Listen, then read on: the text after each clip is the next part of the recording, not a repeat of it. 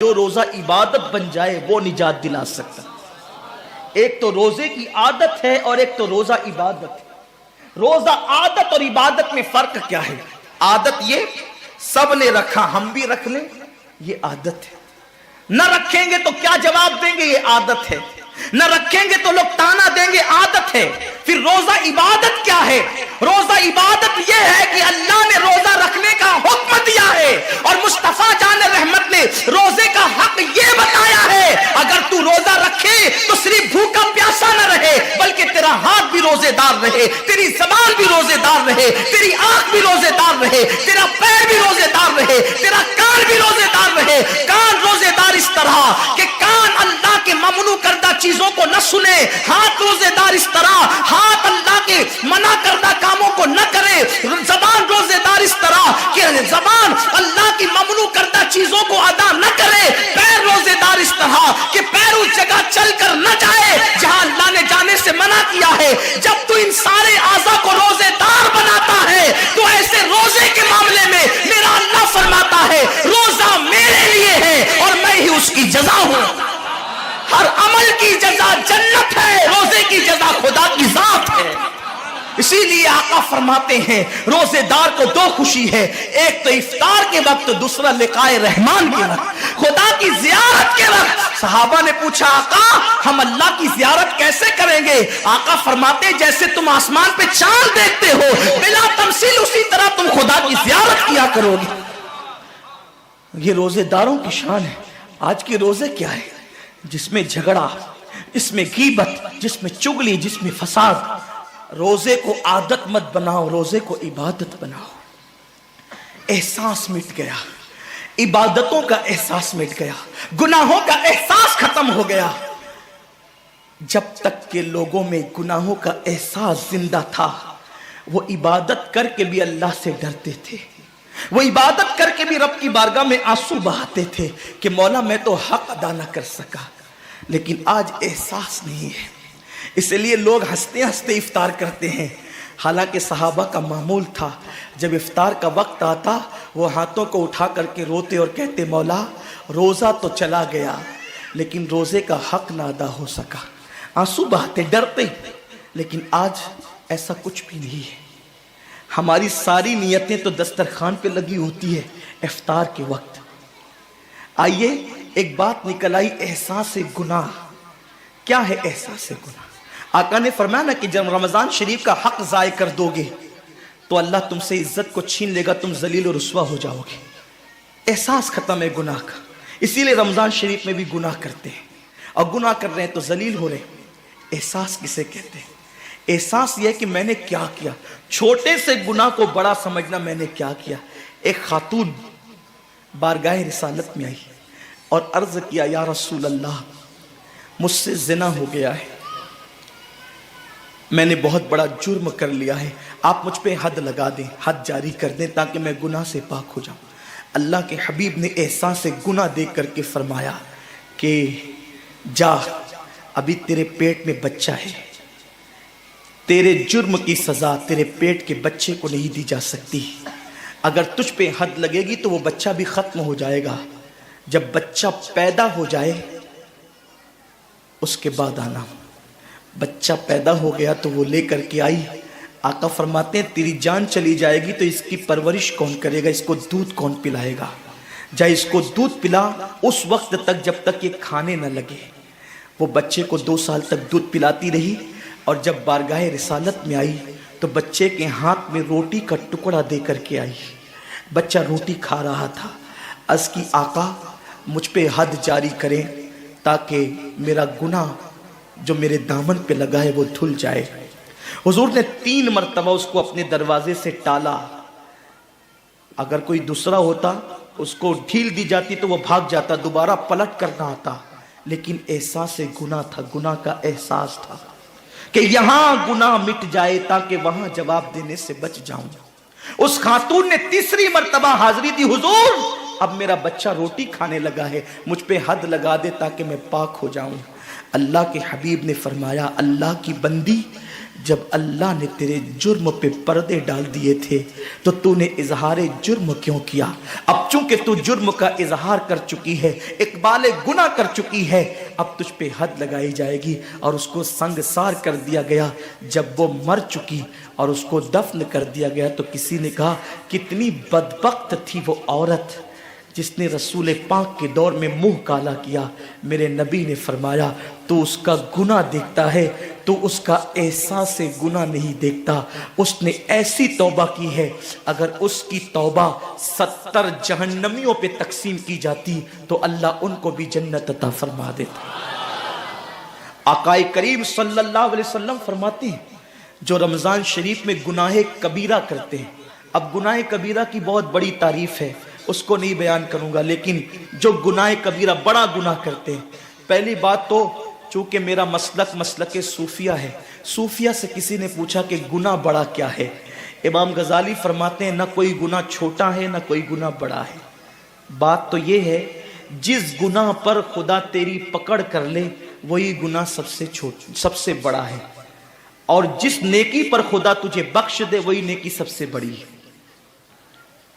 کسی گناہ کو چھوٹا سمجھ کے مت کرو، پتہ نہیں وہ کس گناہ پہ ناراض ہو جائے۔ تو اللہ کے حبیب صلی اللہ علیہ وآلہ وسلم فرماتے ہیں جو رمضان شریف میں بڑا گناہ کبیرہ گناہ کرتے ہیں، سال بھر تک فرشتے اس پہ لعنت کرتے رہتے ہیں، اور اگر اسی سال اس کو موت آ جائے، اسی سال جس نے ماہ رمضان میں گناہ کبیرہ کیا تھا، اس نے بڑا گناہ کیا تھا، اب بڑے بڑے گناہوں کو گنایا گیا۔ مثال کے طور پر کسی عورت پر غلط نیت سے نظر ڈالنا یہ گناہ کبیرہ ہے، جھوٹی قسم کھانا یہ گناہ کبیرہ ہے، ناپ تول میں کمی کرنا یہ گناہ کبیرہ ہے، کسی کو دیکھ کر اس کا مذاق اڑا کے دل دکھانا یہ گناہ کبیرہ ہے، کسی کی امانت میں خیانت کرنا یہ گناہ کبیرہ ہے، ماں باپ کا دل دکھانا یہ گناہ کبیرہ ہے، کفر کرنا یہ گناہ کبیرہ ہے، بلکہ اکبر الکبائر ہے۔ 70 کی فہرست امام سیوطی نے گنائی ہے، اور پھر 70 کی فہرست گنانے کے بعد فرماتے ہیں 70 پر یعنی 1 2 3 4 والا 70 نہیں، بلکہ اللہ کے حبیب نے یہاں جو 70 فرمایا ہے یہ 70 گنتی والا 70 نہیں ہے، بلکہ کثرت بتانے کے لیے 70 ہے۔ جیسے کہ ہم کہتے ہیں نا میں نے تجھے 50 بار سمجھایا تو نہیں مانا، میں 100 بار تیرے گھر آیا تو نہیں ملا، تو اس کا مطلب یہ نہیں کہ 99 کے بعد ایک جو ملا کر کے آتا ہے وہ 100 نہیں، گنتی کا 100 نہیں، یہاں 100 بتانا کثرت بتانے کے لیے ہے، یہاں 50 کہنا کثرت بتانے کے لیے ہے۔ تو اللہ کے حبیب فرماتے ہیں 70 بڑے گناہ ہیں، یعنی اتنی طویل تعداد میں اتنی کثرت سے ہے بڑے گناہ کہ تم ان کو شمار نہیں کر سکتے، بس اتنا کہ جس گناہ پہ خدا ناراض ہو جائے وہ بڑا گناہ۔ تو جس نے رمضان شریف میں قصدن بڑا گناہ کیا، قصدن، نماز کو چھوڑنا بھی گناہ کبیرہ ہے، نماز کو ترک کرنا بھی گناہ کبیرہ ہے۔ میرے آقا صلی اللہ علیہ وسلم کے دیوانوں، کھیل کود میں وقت کو ضائع کرنا، وقت کا ضیاع، یہ بھی گناہ کبیرہ ہے۔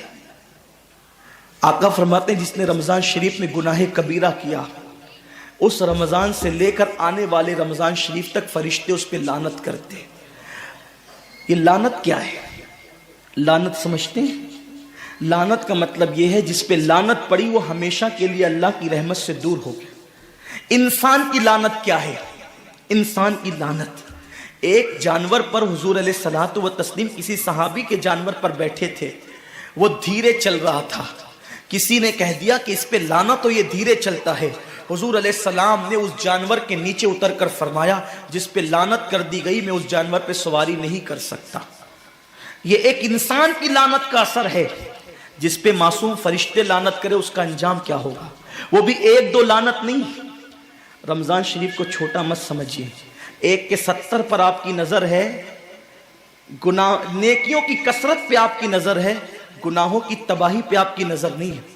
اللہ کے رسول صلی اللہ علیہ وسلم نے فرمایا جیسے ماہ رمضان شریف میں نیکیوں کا درجہ بڑھ جاتا ہے، ویسے ماہ رمضان شریف میں گناہوں کا بھی معاملہ بڑھ جاتا ہے۔ یعنی اگر رمضان شریف میں تم ایک گناہ کرو گے تو اور دنوں کے اندر جو گناہ کرتے تھے اب اس گناہ سے زیادہ تمہیں عذاب دیا جائے گا، کیونکہ آپ نے ماہ رمضان کی حرمت کو پامال کیا ہے، آپ نے ماہ رمضان شریف کی عزت کو پامال کیا ہے۔ تو سوچو انسان کی لعنت پڑے، یہ حال ہے تو جس پہ فرشتوں کی وہ بھی ایک دو نہیں پورے سال تک فرشتے لعنت کرتے ہیں۔ اور اللہ کے نبی صادق و مصدوق نبی نے فرمایا کہ اگر وہ اسی سال رمضان شریف آنے سے پہلے مر جائے تو اس کے پاس کوئی نیکی نہیں ہوگی جو اس کو جہنم کی آگ سے بچا سکے، اور اس کا ٹھکانہ تو جہنم ہی ہوگا۔ خدا کے لیے اپنے حال پہ رحم کرو، اپنے آپ کو جہنم کا ایندھن مت بناؤ۔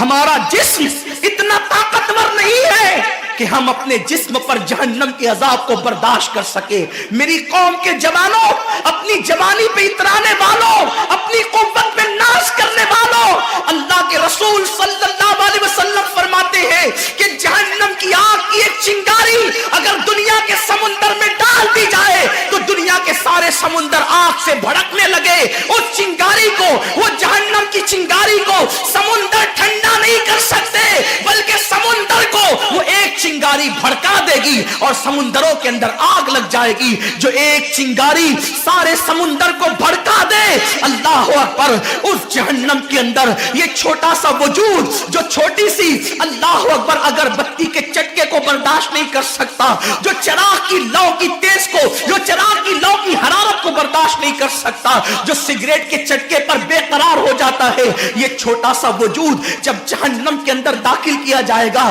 اس وقت اس وجود کا کیا ہوگا؟ میرے آقا مصطفیٰ جان رحمت فرماتے ہیں کہ جب پہاڑوں کو جہنم میں ڈالا جائے گا تو پہاڑ ایسے پگھلنے لگیں گے جیسے نمک کو پانی میں ڈالنے سے نمک پگھلنے لگتا ہے۔ میرے بھائیوں، خدا کے لیے اپنے حال پر رحم کرو، اپنے آپ کو جہنم کا ایندھن مت بناؤ۔ اللہ اکبر، تراویح کے وقت میں پیر پھیلا کر محلوں میں بیٹھنے والوں، روزوں کے وقت میں چھپ چھپا کر کھانے والوں، اللہ کی غیرت کو چیلنج مت کرو۔ اللہ کے حبیب نے فرما دیا کہ جو گناہ کبیرہ رمضان شریف میں کرے گا سال بھر فرشتوں کی لعنت ہوگی۔